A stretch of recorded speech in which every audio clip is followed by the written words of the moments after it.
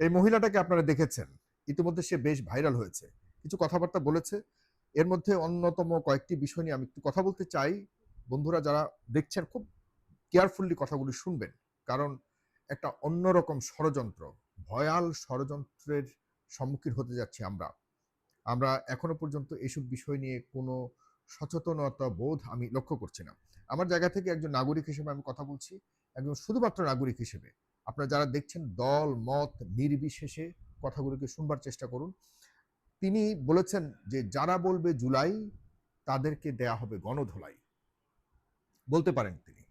যে কোনো ধরনের রাজনৈতিক বক্তব্য দিতে পারেন, যে কোনো রাজনৈতিক বিরোধিতা করতে পারেন। সকল নাগরিকের এটা অধিকার রয়েছে। কিন্তু জানেন তিনি যখন বলেছেন যে বাংলাদেশের ভিতরে আরেকটা রাষ্ট্র তৈরি করে তিনি যে ধর্মের তিনি একজন ব্যক্তি, সেসব ধর্মের জন্য তিনি বা সেই ধর্মের জন্য তিনি আলাদা একটা রাষ্ট্র তৈরি করতে চান, এটি সরাসরি রাষ্ট্রদ্রোহিতার সামিল। আর রাষ্ট্রদ্রোহিতার যারা করে তাদের সর্বোচ্চ শাস্তি আপনারা একটু জেনে নেবেন। আমি বলতে চাই না, তিনি যেহেতু একজন আইনজীবী, যতটুকু শুনেছি, এই মহিলাকে আমি কখনোই দেখিনি, চিনি না। তিনি একজন আইনজীবী, যতটুকু আমি আইন অঙ্গনে খবর নিয়েছি, যে তিনি খুবই খুবই একদম ডাউন লেভেলের একজন আইনজীবী। তিনি আইন অঙ্গনে বা আদালত অঙ্গনে, আদালত প্রাঙ্গণে তার তেমন কোনো ধরনের সম্মানীয় অবস্থান নেই।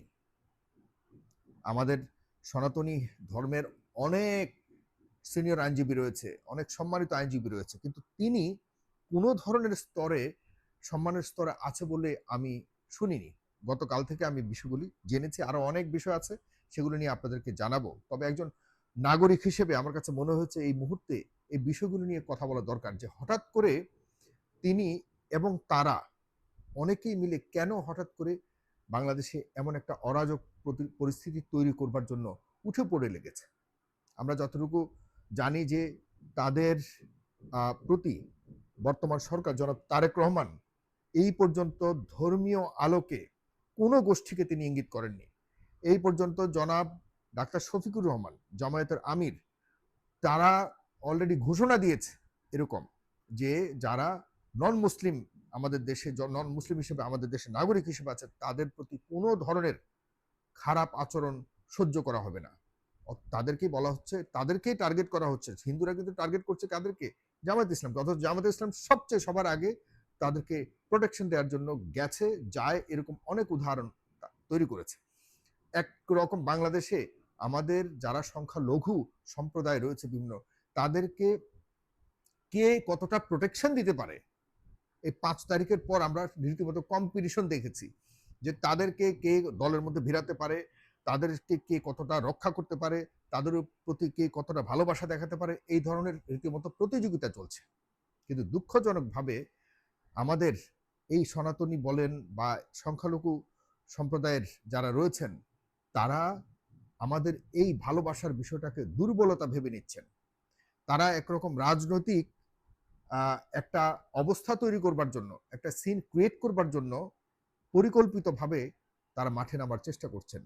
আমার বন্ধু বান্ধব আছে, খুব কলিজার বন্ধু বান্ধব আছে হিন্দু সম্প্রদায়ের বা অন্যান্য সম্প্রদায়ের, কখনোই এই যে আমি যে অঞ্চলে আছি একটা টু শব্দ আমরা কখনো শুনিনি।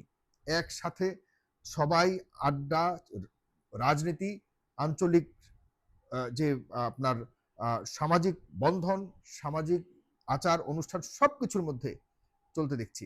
কিন্তু এই যে গোষ্ঠীটা হঠাৎ করে মাথাচাড়া দিয়ে উঠছে, এদের লক্ষ্য কি, এদের উদ্দেশ্য কি, আমাদের দেশের গোয়েন্দাদের আরো বেশি সক্রিয়ভাবে বের করতে হবে। আমি লক্ষ্য করেছি ভারতে যখনই পশ্চিমবঙ্গে সরকার পরিবর্তন হলো, মমতা বন্দ্যোপাধ্যায়কে সেখানে ষড়যন্ত্র করে তাকে ক্ষমতা থেকে চ্যুত করা হলো, তারপরেই সেখানকার মুসলিমদের উপরে একদম অতর্কিতভাবে সেখানকার মুসলিমদের ঘর বাড়ি মসজিদ সব ভেঙে চুরমার করে দেওয়া হয়েছে। বাংলাদেশে একটা টু শব্দ কেউ করেনি। বাংলাদেশের মানুষ মুসলিম সম্প্রদায়, 95% মুসলিম সম্প্রদায়ের দেশ হলেও পার্শ্ববর্তী একটি এলাকায় মুসলিম নির্যাতনের চিত্র দেখার পরেও কিন্তু কেউ টু শব্দটা করেনি। আমরা ভেবেছি সে দেশের বিষয়, সে দেশে থাকবে, সার্বভৌমত্ব আমরা সম্মান করতে চাই। কিন্তু প্রিয় ভাইয়েরা, সেটা কি করছে আমাদের দেশের? আপনারা মাথায় রাখবেন, আমি কিন্তু কোনোভাবেই বলবো না আপনারা এইসব এই কোথাকার কোন কি চৈতালি বা এই জাতীয় কারো কথা শুনে আপনারা কেউই উদ্বিগ্ন হবেন না। এই জাতীয় কিছু মানুষ আছে যারা শুধু ব্যবহৃত হয়, তারা নিজেরাও জানে না তারা কেন ব্যবহৃত হচ্ছে। এদের এই টাইপের মানুষগুলিকে একটার সময় টিস্যু পেপারের মতো ফেলে দেওয়া হয় বিভিন্ন রাজনৈতিকভাবে ব্যবহার করার পর, সামাজিক বিভিন্ন উদ্দেশ্যমূলক কাজে ব্যবহার করার পর এদেরকে টিস্যু পেপারের মতো ফেলে দেওয়া হয়। এরা নিজেরও টের পায় না, এরা নিজেরও বোঝে না। দুঃখজনক, দুঃখজনক। ৫ তারিখের পর বাংলাদেশে একটা পরিবর্তন আনবার জন্য সবাই কাজ করেছে, হিন্দুরাও যথেষ্ট কাজ করেছে। হিন্দুদের কোনো ধরনের ধর্ম, বর্ণ, রাজনৈতিক আদর্শ, বিশ্বাস নির্বিশেষে সবাই রাস্তায় নেমে এই পরিবর্তন ঘটিয়েছে। কিন্তু আপনারা কি মনে করেন এই যে আগে অবৈধভাবে এবং ধর্মীয় পরিচয়ে বিভিন্ন ধরনের লোভনীয় অনেক মানে স্বার্থ হাসিল করবার মতো যে সুযোগ হারিয়েছে, এরা কি বসে থাকবে? কোনোদিনও বসে থাকবে না। কিন্তু এদের সংখ্যা অনেক কমে গেছে। বাংলাদেশে এখন কোনো বৈষম্য থাকবে না। এই বৈষম্যের জন্যই কিন্তু শেখ হাসিনাকে একদম পুরোপুরি ইতিহাসের সর্বোচ্চ নিকৃষ্টভাবে পতন হতে হয়েছে, পতিত হতে হয়েছে। তার পতন ঘটাতে মানুষ বাধ্য হয়েছে। এমন ধরনের বৈষম্য যে এই অমুকের কারণে অমুক এই ধর্ম বা অমুকের এই এই কারণে তাকে আমরা বেশি প্রায়োরিটি দিব এবং আমাদের স্বার্থ উদ্ধারের জন্য, রাজনৈতিক স্বার্থ উদ্ধারের জন্য আন্তর্জাতিক সম্প্রদায়কে আমাদের রাজনৈতিক স্বার্থের জন্য আমরা ব্যবহার করবার জন্য অমুক সম্প্রদায়কে আমরা ব্যবহার করব, এই ধরনের বৈষম্যমূলক রাজনৈতিক অ্যাক্টিভিটি বাংলাদেশের মানুষ মেনে নেবে না। আপনারা বাংলাদেশের মানুষকে সবাইকে বাংলাদেশের নাগরিক হিসেবে দেখার চেষ্টা করবেন, কাউকেই হিন্দু, মুসলিম, বৌদ্ধ এই হিসেবে দেখার চেষ্টা করবেন না। কাউকে প্রায়োরিটি দিয়ে কাউকে মাথায় উঠিয়ে আবার আছাড় মারবেন না।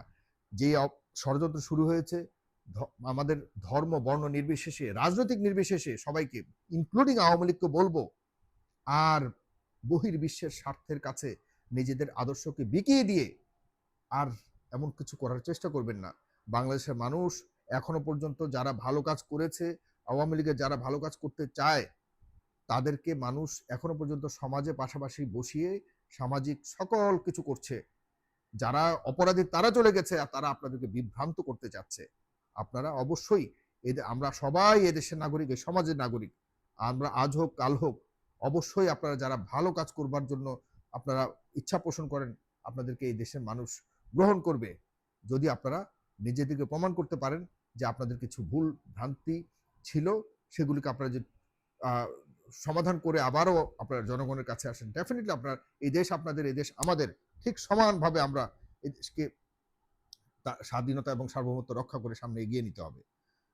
আমি বিদেশি ষড়যন্ত্রের পায়ে যেন কেউ পা না দেই, বিদেশি ষড়যন্ত্রের ফাঁদে যেন আমরা কেউ পা না দেই। প্লিজ এই বিষয়গুলিকে আমরা খুব হালকাভাবে নেওয়ার কোনো সুযোগ নেই।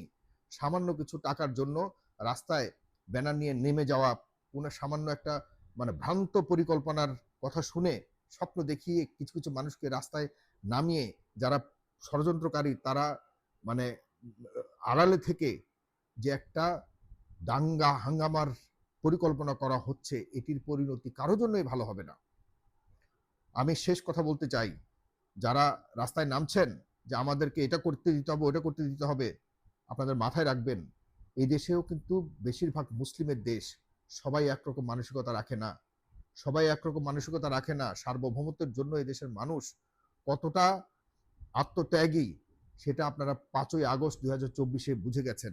আপনাদেরকে বলতে চাই, ভারতের পার্শ্ববর্তী দেশে কিন্তু মুসলিমদের উপর যেভাবে নির্যাতন করা হয়, সামান্য গরুর মাংসের টুকরার জন্য যেভাবে মানুষকে হত্যা করা হয়, সেটা কিন্তু আপনারা মাথায় রাখতে হবে। আমাদের এই দেশে এই ধরনের কোনো কিছু করতে দেয়া হবে না। আমরা চাই না এই দেশের মেজরিটি মুসলিমরা কোনো কারণে আপনাদের প্রতি এমন দৃষ্টিভঙ্গির অবস্থা তৈরি হোক। আমরা কোনোভাবেই চাই না, বিশ্বাস করুন, কসম, আমরা কোনোভাবেই চাই না আপনারা এমন পরিস্থিতি তৈরি করবেন না। আমরা চাই পাশাপাশি থাকতে। এটা স্পষ্ট মেসেজ। আমাদের সকল মুসলিম ভাইরা ঠিক একইভাবে আপনারা যাদেরকে উদ্দেশ্য করে বলছেন, শুধুমাত্র রাজনৈতিক কারণ ছাড়া এমন ধরনের কথা বলতে পারেন না। মাননীয় প্রধানমন্ত্রী তারেক রহমান, তার যে চলাফেরা বলেন, তার যে স্বপ্ন, তার যে চিন্তা ভাবনা, ইতিমধ্যে আপনারা বুঝে গেছেন। যখনই বুঝতেছেন যে তিনি ভালোভাবে দেশটাকে পরিচালনা করবার জন্য একটা গুড স্টার্টিং করেছে, তখনই আপনাদের মাথায় হয়ে গেছে, হায় হায় এত ভালোভাবে দেশ চললে তো আমরা তো আর অন্য কোনো অরাজকতা তৈরি করতে পারবো না। তখনই আপনার এই ধর্মীয় কার্ড সামনে আনবার চেষ্টা করছেন। যারা বাংলাদেশের আপনাদের ভাষায় ধর্ম রাজনীতি করে, তারাও আপনাদেরকে যেভাবে পাশে নিয়ে আপনাদেরকে নিয়ে এগিয়ে যেতে চাচ্ছে, আপনারা ভাবছেন যে হায় হায় আমাদের তো খুব সহসায় আমরা তো আর ক্রিম খেতে পারবো না, তাড়াতাড়ি করে আমরা এই অবস্থাতে একটা নতুন ইস্যু দাঁড় করিয়ে দেই। এগুলি মানুষ বুঝে। সাবধান, এসব কারণে যদি বাংলাদেশে কোনো কিছু হয়, আপনারা কেউই রেহাই পাবেন না। কেউই রেহাই পাবেন না। মাথায় রাখবেন, আমাদের বাংলাদেশের মানুষ খুবই শান্তিপ্রিয়, কিন্তু সার্বভৌমত্বের প্রশ্নে যেকোনো কিছুর মোকাবেলা করতে প্রস্তুত। আরো অনেক কথা বলবো, তবে আমরা সবাই ভাই ভাই হয়ে থাকতে চাই, এটা মাথায় রাখবেন। ধন্যবাদ সবাইকে। সালাম।